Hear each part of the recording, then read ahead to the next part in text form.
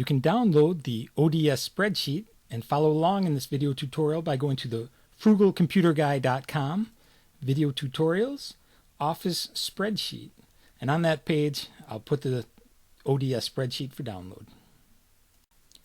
Data pilot, also known as pivot tables, are a way to quickly and easily summarize or subtotal large amounts of data. The way they work is similar to the subtotals and filtering topics we discussed in previous videos. Before we go on, let's take a quick look at what version we're working with. I've got 3.3.4.1.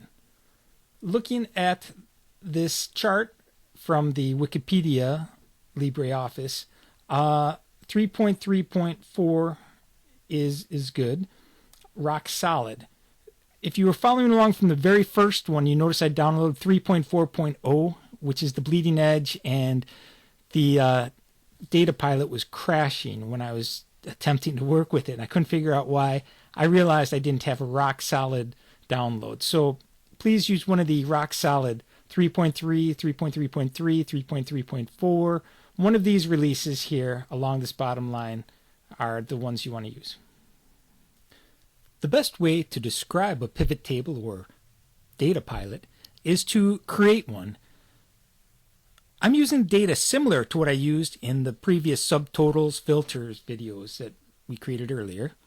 You can see that we have the names, birth date, the phone number, the department, location, and salary. Salary is what we subtotaled on last time. We're going to do that again with the pivot tables. Now to create one, we go up to Data, Pilot Data, Start. It's asking us if the current selection, you got to be selected inside the table. I can select manually or just by clicking anywhere in this group of data. Data, Pilot Data, Start. Now it's asking us if that selected area is what we want. Yes, it is. Clicking OK. Now we're going to select the fields that we want to use in our data pilot or pivot table. Our salary is the field that we want to summarize. We want to do it by location across the top and then department on the side. We're also going to put the state up here in this page fields.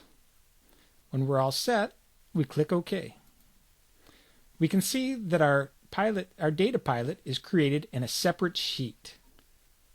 The table created quickly shows us our summaries of the location and by department. Location across the top, we can see in Atlanta we spent $404,000 in salaries, and we can see $88,000 in accounting.